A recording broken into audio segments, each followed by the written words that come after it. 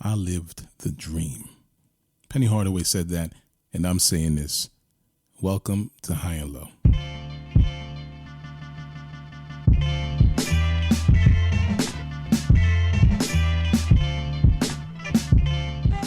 Good day and good night. Welcome to the High and Low Basketball Show. This is episode number 100 and David, aka episode number 150.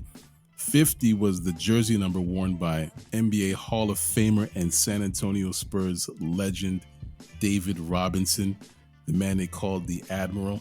Robinson was a legitimate star. He did so much for the game to warrant such status. He famously won the scoring title in 1994. Remember this one?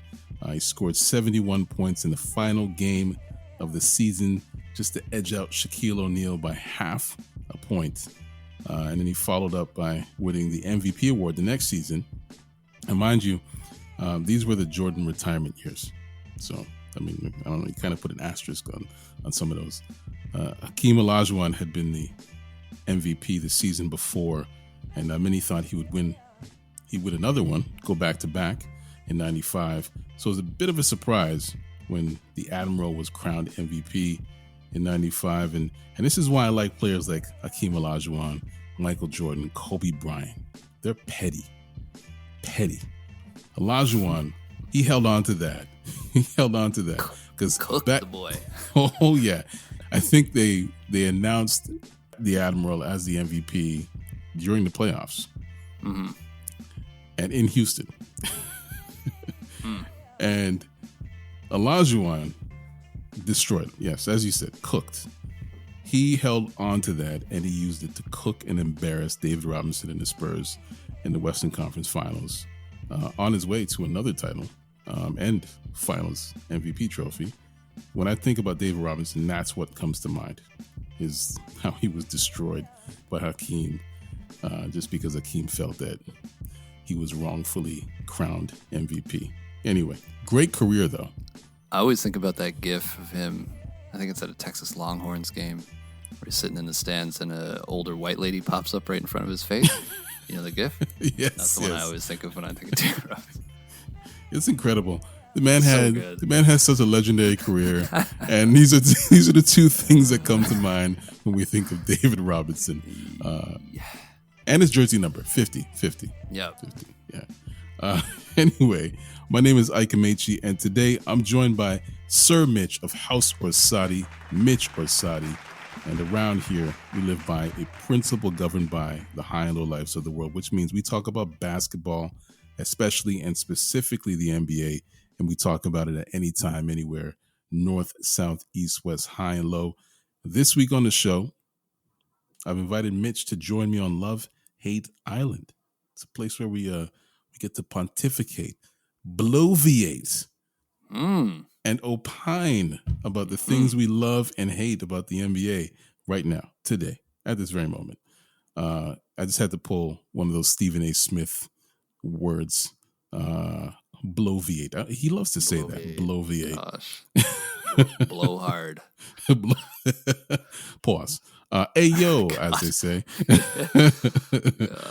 God. We also have a great question from a listener that we'll answer. And if time permits, we'll finish things off with a quick game of Guess That Player. And hey, no entries to the High and Low NBA soundtrack this week. My apologies, but we will get back to that next episode. And I know Mitch loves that part of High and Low, so we'll definitely have to get back to that. Oh, yeah. We'll have one. Stay tuned for all that. Before we lock in, let's check in. Last week I was in the cabin, cottage in the middle of the woods. I'm here, so we got out in one piece. It's kind of intimidating when you're in the middle of the woods. It's pitch black. You're surrounded by just forest, trees, and you're just hearing things that are howling, and you're not sure if it's the wind or whatever. And the security lights for you. Oh yeah. There are a few moments where I was just like, all right, I'm resigned. I'm resigned to the fact that something's about to happen. Anyway, we made it out in one piece. This week, I'm at the table here with Mitch. It's been a while, man. How you been? Yeah, been all right. Just, keeping up with all the things that I love and talk about all the time. What up, Steven? And you're playing basketball now. and I'm hooping back at it. You're getting back into it. You're not just talking about it. You're actually doing it. That's right. You know, they say like feeling like $1 million. Yeah. It's like what is the opposite of that? Feeling like I'm bankrupt or God, long stretch off really took its toll. Oof. That sounds painful, man. Mitch, appreciate your time this week, man. Thank you. Thank you for joining me. Of course. Hey, man, I missed you, man. It's nice to do this solo. As you guys know, behind the scenes, things happen. Mm-hmm. Things happen at a breakneck speed, and get to enjoy the weekends and stuff like that. But, hey, man, it's nice to just go back and forth. That's why we had these things in the first place. Yeah, man, I'm happy to be back and ruin your weekends. Happy to be back. Anyway, listeners, thank you for joining. Thank you for joining us this week for yet another installment of the program. Another week, another episode, more NBA. So, of course, more high and low. This week in NBA history, leprechauns snapped in the Magic Kingdom. On April 4th, 1996, the Orlando Magic, led by dynamic duo Shaquille O'Neal and Anthony Hardaway, a.k.a. Penny Hardaway, they hosted the Boston Celtics. Now, this was a dominant season for the young and up-and-coming Magic, fresh off a deep playoff run in 1995 where they lost to the Hakeem Olajuwon-led Rockets in the NBA Finals. They were swept. Yikes. But with their young superstar core, this Magic team, they were regarded as being the heir apparent to Jordan's Bulls. They beat the Bulls in 6 games in the second round of the 95 playoffs. But, of course, Jordan was rusty. He just came back from retirement. Regardless, Orlando looked like the team to beat during this season. They had a 51-game home winning streak against Eastern Conference opponents, which basically means they were eating everyone's lunch in the East since April of 1994. So the streak was snapped on this particular day in 1996 as a mediocre Boston Celtics squad led by Rick Fox. Well, they stole one from Shaq and Penny, and Orlando would continue on and end up winning 60 games that season. Jordan would get his revenge in the Eastern Conference Finals, sweeping the Magic, and then, of course, the Chicago Bulls would restart their dynasty. Amazing. I'm having a lot of trouble picturing Rick Fox in a Boston jersey. Oh, yeah. Wore the number 44. I remember that. Gosh, that is not in my brain anymore. Deleted. That was around the same time that D. Brown was on the team. D. Brown, right. Dana Barros. Yeah, see, I remember all those guys on the team, but yeah, no. He was their leading scorer. That's wild. He was the number one guy. Well, guess I'm losing it. It's official. You heard it here first. It's live, recorded. Actually, just want to quickly circle back to Orlando, specifically Penny Hardaway. I don't know, maybe it's TikTok's algorithm, but I've seen a few videos of forgotten stars. Just want to call them that. Forgotten stars like Penny, Brandon Roy. I saw a video on Nick Van Exel the other day. And I was like, oh my goodness. Nick the Stick, yeah. Oof. I was like, I forgot this guy was so good. I love Nick Van Exel. Same, man. It just hurts my heart that, got to be reminded by some random video on my feed. Oh, man, that was when Dinwiddie came out saying that we're going to forget everybody, right? Yes. It's some of those, not necessarily average players, but the guys who were really good enough to have a very impressive highlight reel, but they weren't winning MVPs back then. Right? Yeah, we're talking all-stars here. Forgotten. Exactly. Yeah. And, I mean, you know where I stand with Brandon Roy. No, I never heard you talk about Brandon Roy ever. What do you mean? Absolute legend. Absolute. Oh, there we go. Legend. Okay. Now I recall. And that man should never be forgotten. But Penny Hardaway, same. In fact, next to MJ, he was probably my favorite player of the 90s. When I look back at the 90s. Get the fuck out of here. I know. That's a big statement to make. But there was a big gap between them too. There was like a 3 to 4 year period, and I think the same thing could be said about Brandon Roy, where Penny Hardaway looked like he was going to be the next one. Had a lot going for him too. Oh, like best shoes in the game outside of Jordan. Great jerseys. Orlando had such great jerseys at that time. Had a great teammate. Like, yeah, Penny should have been bigger than he was. Yeah. And that's not to say that he wasn't big. It just should have been even more. I don't know. Yeah, Penny, man, like 6'7", point guard. He had a handle, vision. He could hang 40 or 50 on you one game and then drop 20 dimes the next. Nice bag of tricks, deep bag of tricks. He always had defenders on their heels just because they just didn't know. They didn't know what he's going to do next. Like he could hit a game-winning 3, or he could dunk on you like you slapped his girl. He did everything, you know. Honestly, Penny Hardaway would have walked away from the game as a top 10 or 15 player if injuries didn't rob us of his artistry. Yeah, possible, man. Yeah. It's possible. He had the entire package. Yeah. And he just would have gotten better and better. What was it with him? Ankles? Feet? Something? Knees? And ankles. Like, I don't know. There's something weird in Orlando's water back then because I think the same thing happened to Grant Hill when he arrived in Orlando. I think I might do a deep dive into players like Penny and Brandon Roy and some others like Nick Van Exel, like we said, just on a future episode. That's a good idea. Anyway, that's a little something for the NBA history nerds. Things are certainly happening in the NBA today, so let's talk about it. Let's talk about something important.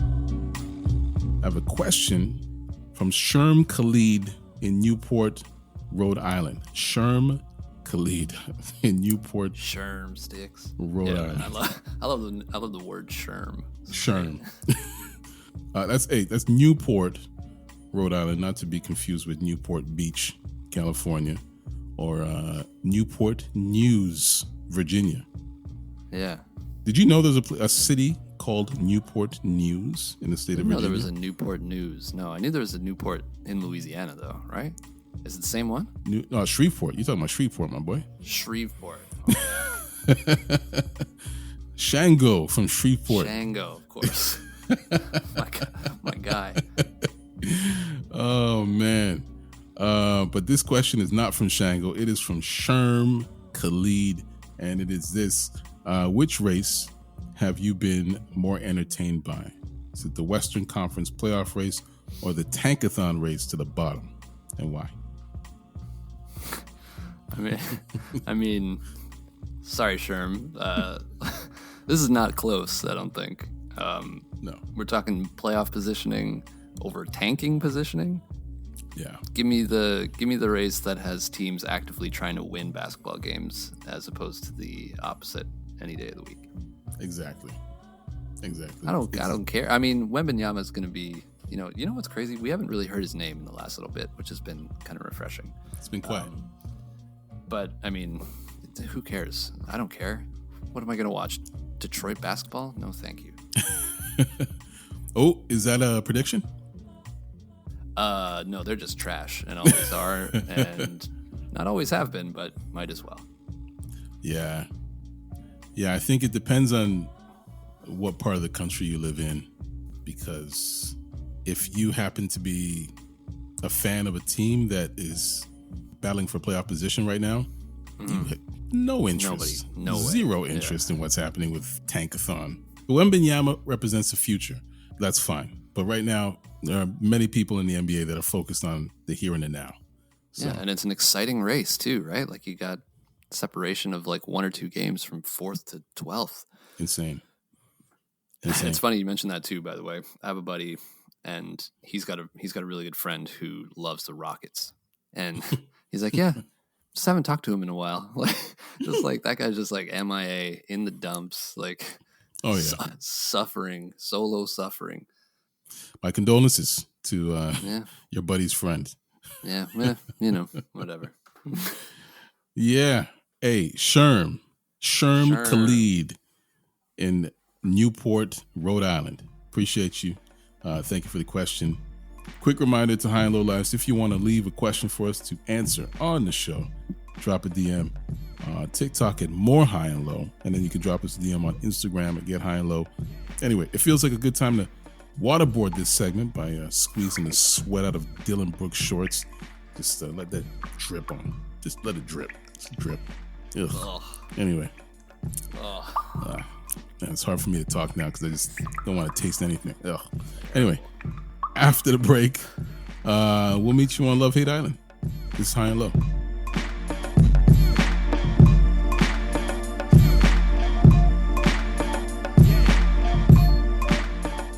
This moment is brought to you by High and Low listeners. This week on the High and Low NBA show, listeners were asked to share their top 5 players on bad teams. We heard from Riley in Windsor, Ontario, Canada. Shout out to my folk in the Windsor and Detroit area. Proud to say I was a resident for 4 adventurous years. Detroit is not for the weak, trust. And Windsor, low-key, wild college town because the legal drinking age in Canada is 19. So college kids from all over Michigan would come to Windsor to drink and party from like Thursday to Sunday every single week.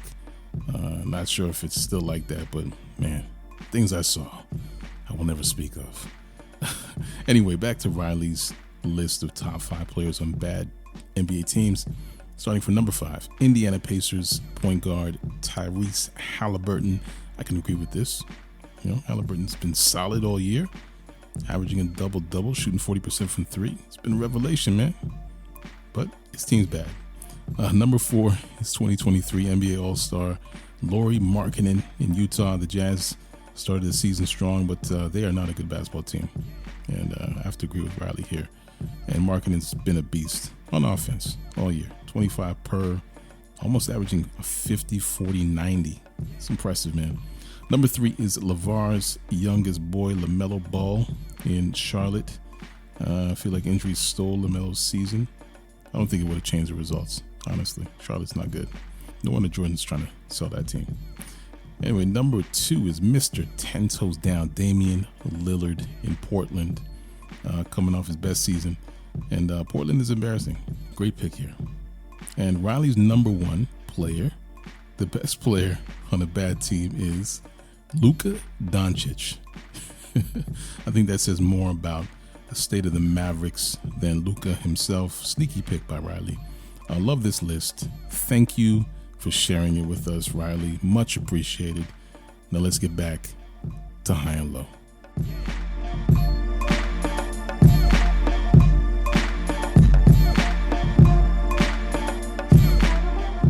Welcome back to the program. In case you missed the last Love Hate Island episode, I'll quickly explain.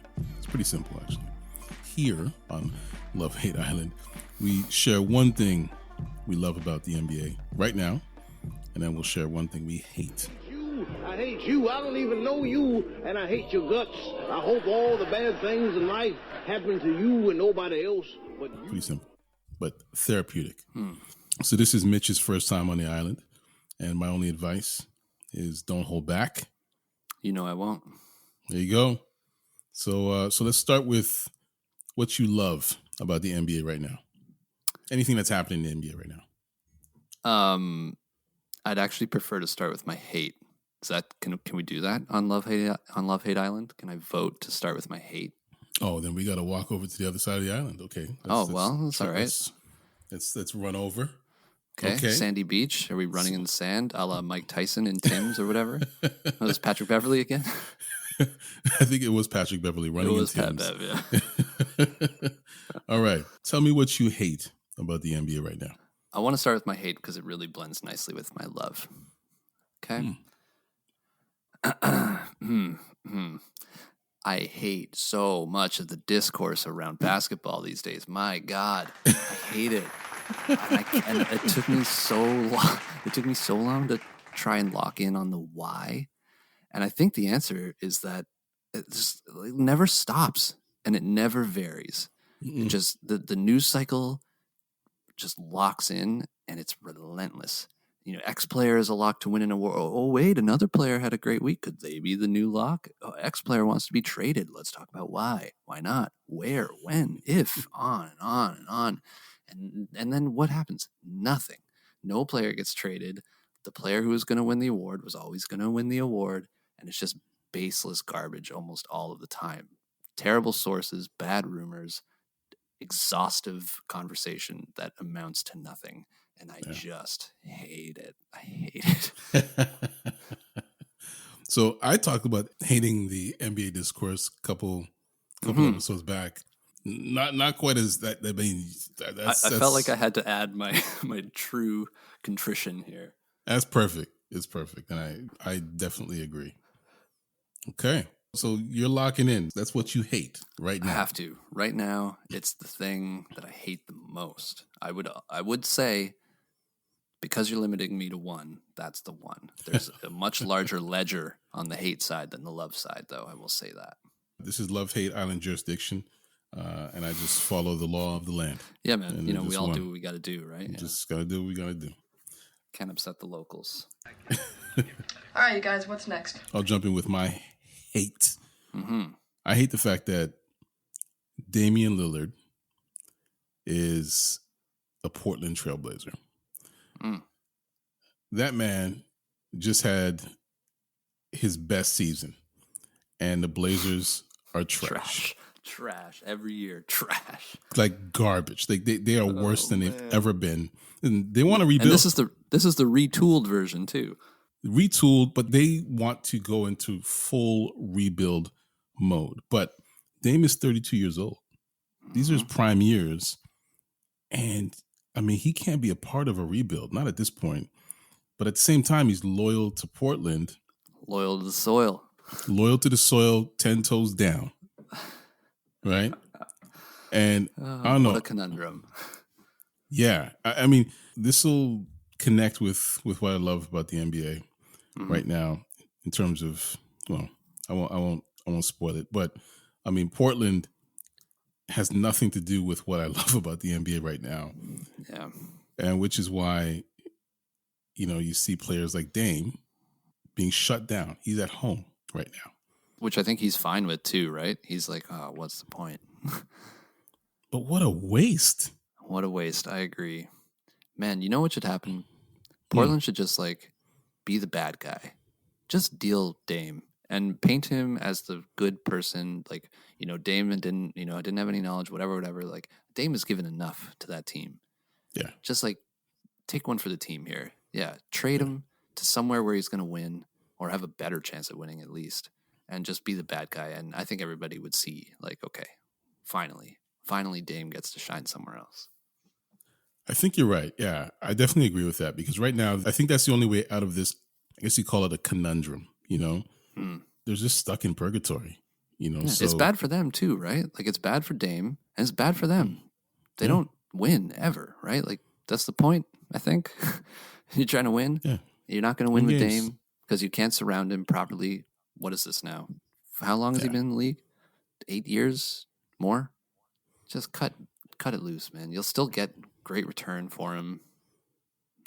What a shame. Yeah. Yeah, it should have been over when CJ left. When CJ McCollum was dealt to the Pels. So that was it. That was it. Said they're what if it works with a younger CJ McCollum? Oh, wait. It didn't work. Yeah, exactly. Same thing, same result. Idiots.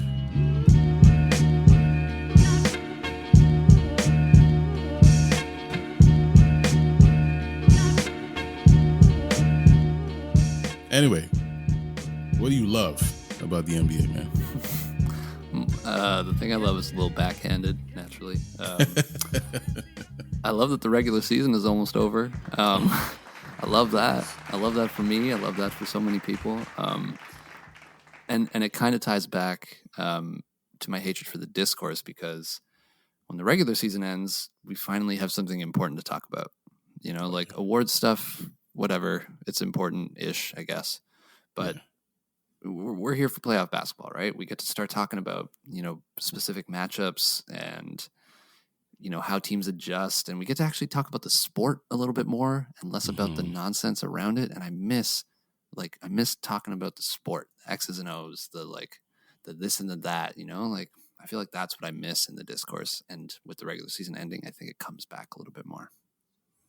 Yeah, I think the playoffs usually tend to shed the casuals. Yeah. From the conversation, at least, Good riddance.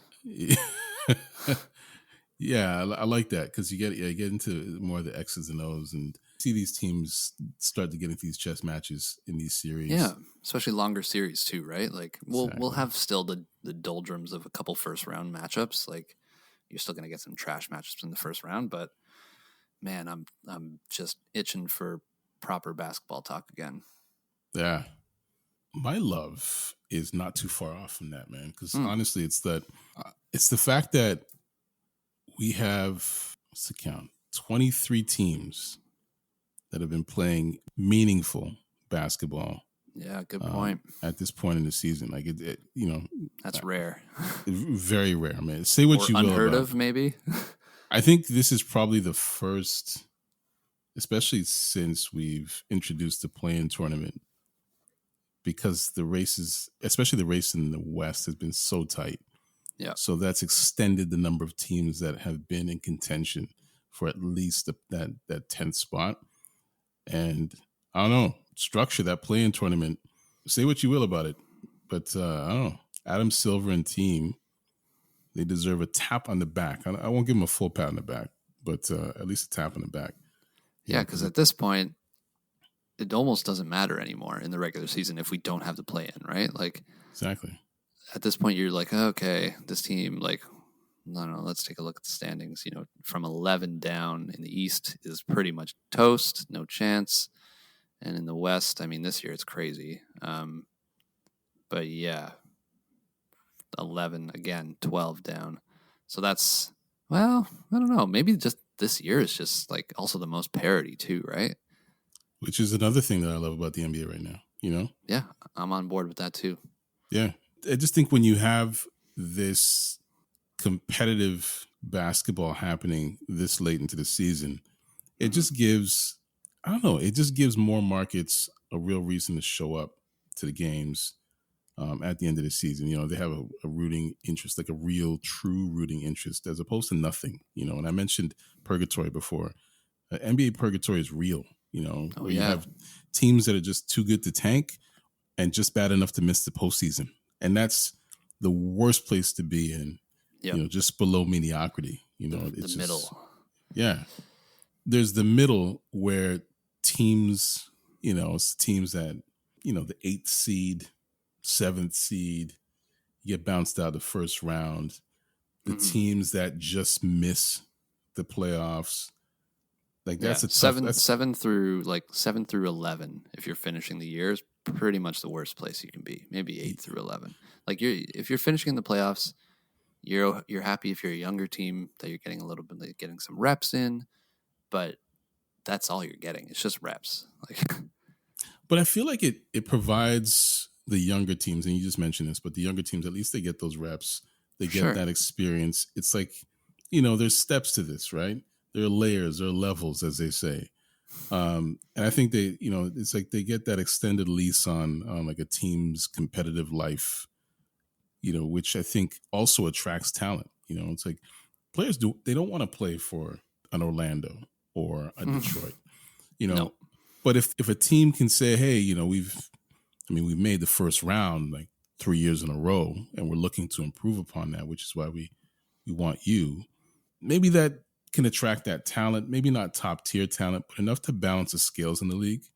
1 year you could be a playing team and the next year you're in the second round. Who knows? Right. But at least there's like, it provides that opportunity to grow, and hey, I don't know. I like it. I love it. Love it. Exactly. Perfect example of that is Sacramento. They're in the playoffs. First time in 20 years, Kings. Man. Shout out, man. Love that. What a horrendous drought. Gosh. It has been a while. Yep. And speaking of the straw poll, by the way, little throwback. You see I think he was 6th, maybe 7th. Domantas Sabonis. My guy. Not the Aaron Fox.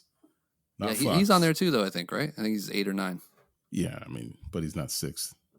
No, he's not. So I think you made that point. I'll pat my own back there. Exactly. I was about to say, you're the one that said Sabonis over Fox.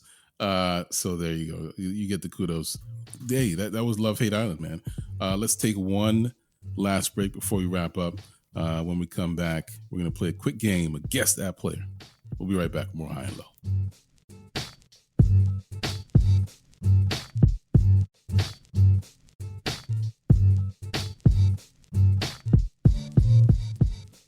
This episode of High and Low is brought to you by the letter L and the Dallas Mavericks' chances of making the playoffs. Back to the show.